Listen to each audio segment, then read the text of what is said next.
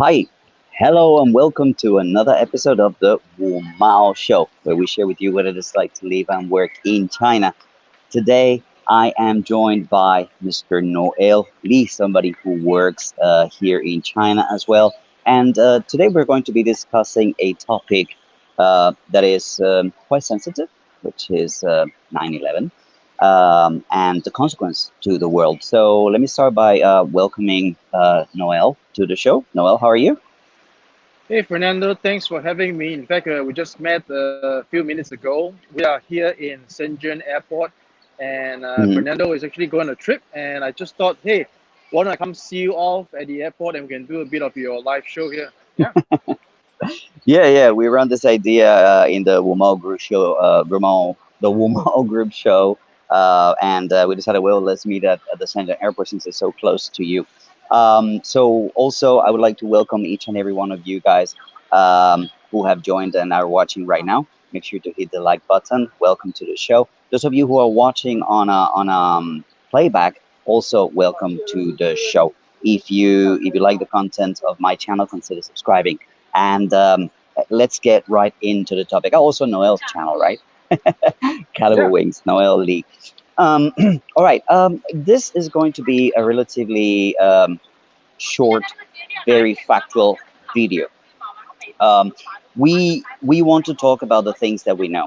First of all, I would like to say that this is a day in which we should remember all the people who passed during this event. But I would also like to take a moment to remember all the people who continue to die throughout the world because of 9/11. Those people are often not mentioned. That's my initial thought. What about you, Noel? well, for me, definitely I echo your sentiments as well. It's definitely a event that really shook or shaped the world, at least in terms of air travel, in terms of security, in terms of getting all paranoid, and it continues to be, right? We talk about how safe the world is, but is it really that safe if we are still constantly being, uh, having in the back of our mind that something could happen at any point of time, as long as there's a lapse of security, a lapse of concentration, and of course having that certain small amount of insanity that could be in the minds of people to do things that results in terror. So yeah, we're still in uncertain times. Yep, it is true. Well, to start talking about 9/11 and how it changed the world, you have to start with 9/11. Um, there's a lot of conspiracy theories out there about 9/11, and I don't want to dwell into that, but I would like to point people's attention to questions that are not clearly answered. So I'm going to show you one of the things that took place on 9/11. We all saw planes hitting the the towers. We also the towers actually collapsing. So there are certain things that we all saw with our own eyes, but there are also things that we haven't been able to see, and that's what concerns me the most about all the conclusions that we make and all the chest pounding that we hear from a lot of people regarding this war on terror. So I would like to start by showing you guys a very short clip of what, for me, is the core of my questions regarding 9/11. So let me start by showing you this clip, which is the only video that has been released by the Pentagon um, from the airplane, well, the alleged airplane. You know where I'm going when I say alleged, that hit the Pentagon. And we're going to discuss some of those things. So let me play this video very quickly.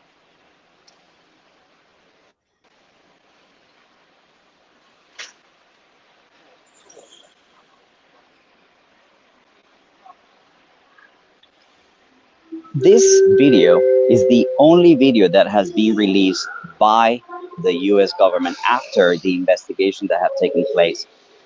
about that plane hitting the Pentagon. My question to most people is, do you see a plane hitting the Pentagon? I pass the question up to our audiences. You can leave it in your comments. But I will ask you as well, Lee, Noel, what do you think? Do you see a plane there? There's a little bit more evidence, and I'm going to show you in a second. But what do you think? Yes, I've actually also dwelt into some, research about 9/11, and that is also one of the footage that I guess I saw online. And yeah, the question is, Pentagon is supposed to be a very well secured location. I'm sure that equates to many cameras, and all we got is just one camera, one angle, and even the most low resolution of cameras would have captured, a commercial liner, even if it's like traveling at what, 500 knots, 300 knots, I don't know, at that kind of Yeah. speed. So, but we saw nothing that at the naked eye could see, which is Mm-hmm. kind of strange actually. Yeah. I find it very, very interesting that when I take photos of that particular video that we just saw, um, can you do you guys hear as well? For some reason, my phone uh, has frozen. I think you're good You hear me clearly? so far. Yeah, so far good. Okay, let me see. Noel, can you go on for one Yes. second? I'm gonna go back and come back in. Okay. Give me one Sure. second. All right. All right, guys. So we are here in Shenzhen International Airport. I got in this morning and we had a bit of coffee with Fernando. Yeah, he's heading off somewhere in China for some work. So we're sort of having this live stream to discuss this topic. Yeah. Welcome back, sir. Hmm. Thank you, thank you. Yeah, some glitch with the phone. All right, so I wanted to show you this couple of pictures. Okay, this is a picture taken from that video. As you can see, this is the second part. I want you to see the bottom right. This is the picture before anything happens, right? Yep. And this is what we see next. That little black spot, that little white spot. So let me Yep. go back. Nothing there, something there. Yep. Two questions about this photo, two questions about this picture, two things that are important to remind people. The Pentagon is a four-story building. A Yes. plane, like you can see here, is probably 2 stories tall or 3 stories tall. These proportions, the sizes don't fit, if you know what I mean. The second thing, and the other picture that I want to show you, is a video recreation that has been made.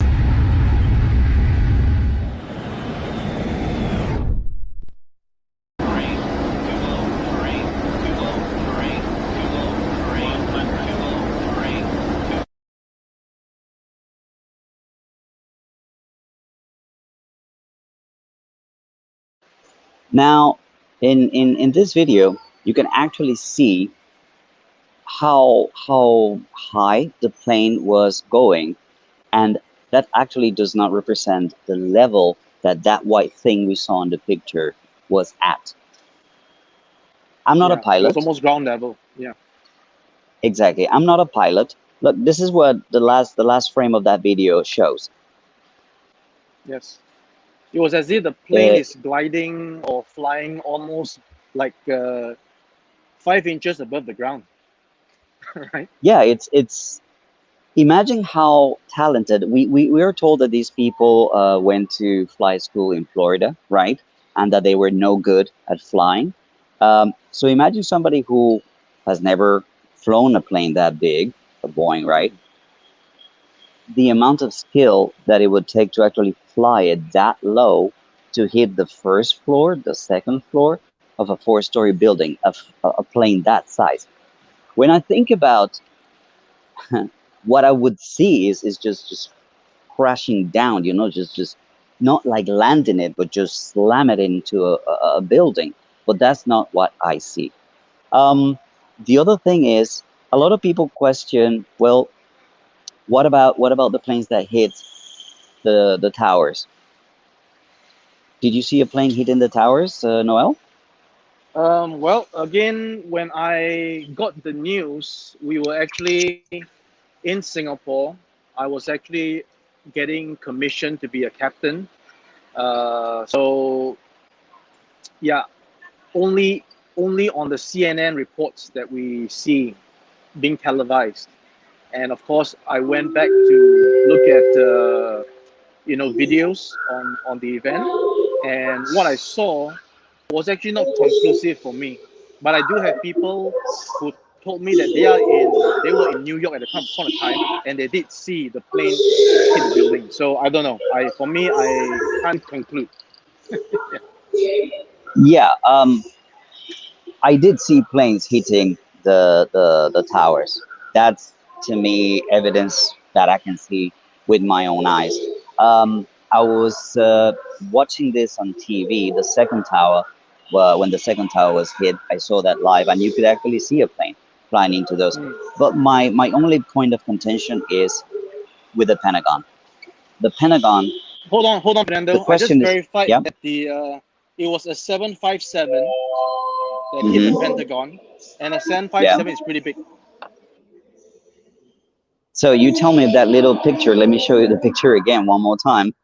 You tell me if this looks like like a 757 No, there's not a compared to a 4-story 757. building.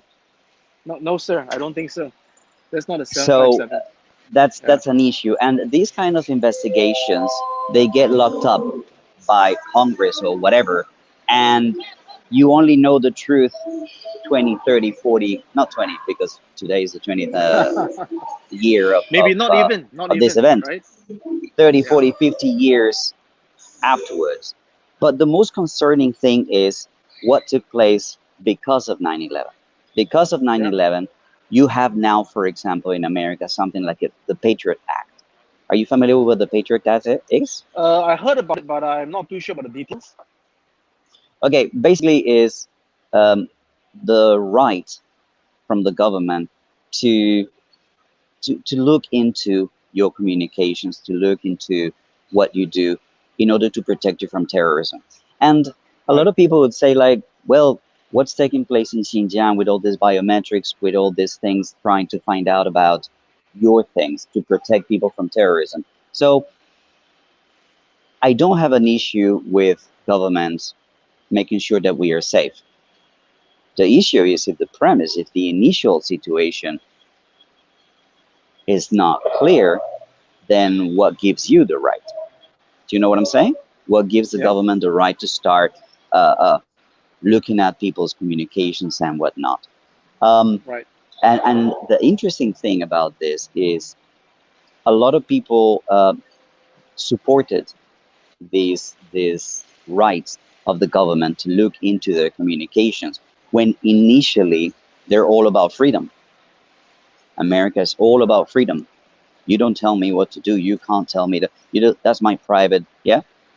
Yeah. But Yeah. now, because of the emotion that was created uh, on 9/11, they actually accepted it. They actually said, like, okay, yeah, sure, look through my things, help us stay safe. It's I don't know. If it suits, I guess if it suits, it's okay, right? If it does not suit, it's not okay.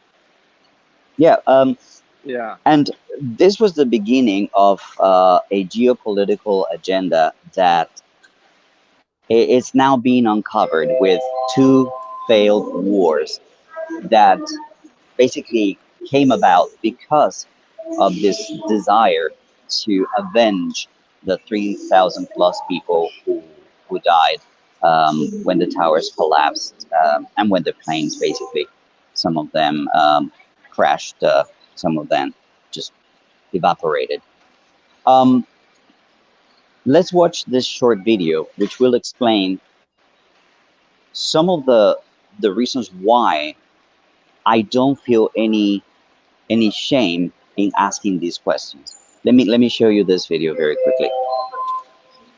About 10 days after 9/11, I went through the Pentagon and I saw Secretary Rumsfeld and Deputy Secretary Wolfowitz. I went downstairs just to say hello to some of the people on the Joint Staff who used to work for me, and one of the generals called me in. He said, "Sir, you gotta come in. You gotta come in and talk to me a second." I said, "Well, you're too busy." He said, "No, no." He says, "We've made the decision. We're going to war with Iraq." This was on or about the 20th of September. I said, "We're going to war with Iraq. Why?" He said, "I don't know." He said, "I guess they don't know what else to do." So I said, "Well, did they find some information connecting Saddam to Al-Qaeda?" He said, "No, no." He says, "There's nothing new that way. They just made the decision to go to war with Iraq." He said, "I guess it's like we don't know what to do about terrorists, but we've got a good military and we can take down governments." And he said, "I guess if the only tool you have is a hammer, every problem has to look like a nail."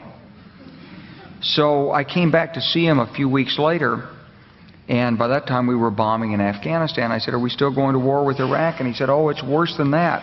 He said, he reached over on his desk, he picked up a piece of paper, and he said, I just got this down from upstairs," meaning the Secretary of Defense's office today, and he said, "This is a memo that describes how we're going to take out 7 countries in 5 years, starting with Iraq and then Syria, Lebanon, Libya, Somalia, Sudan, and finishing off Iran."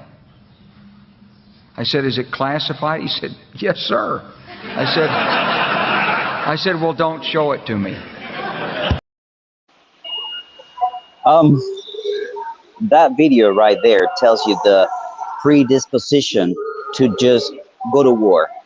It was necessary for America to go to war, to control the region, to control the area, to do whatever they could to prevent the Russians from controlling it again, to prevent China from going in, to prevent any other entity, any other country in the nearby region to control Afghanistan. Resources, it's key for countries who have an interest in the area to control Afghanistan. So I'm boarding right now, so I might need to get going. As I said, this was going to be a very short live stream. But my final thought for you guys right there is the United States has found excuses in the past to go to war. They drive a rhetoric to create consent so that people support wars. I think that not seeing a plane in the Pentagon has great doubts into the real reason why America went to war. And unfortunately, I like to connect it to what we're seeing right now. There's a lot of false narratives out there with regards to China that are trying to create an enemy out of thin air. That's a concerning part. There is a path, there is a history, there's a record of the United States doing this, and we're seeing some of it taking place again right now with China. That's my final thought. Noel, any final thoughts? Well, my final thoughts is to wish you a good flight, Fernando. We have Thank lots you. to discuss. As always, we'll see you very soon as we continue this WuMao Show series, as well as your War on China series with Mario Cavolo. So yeah, that's my final thoughts. Thank you. All right, guys, you know what to do. If you like this video, give it a thumbs up. And if you like the content of our channels, make sure to subscribe. And final note before we say goodbye, condolences and regards to the innocent people that passed away in 9/11 and the innocent people who continue to die because of 9/11. That's it for today, guys. Thank you so very much. And until see you again, take it easy. Bye for now. Take care, man. Bye-bye. Bye.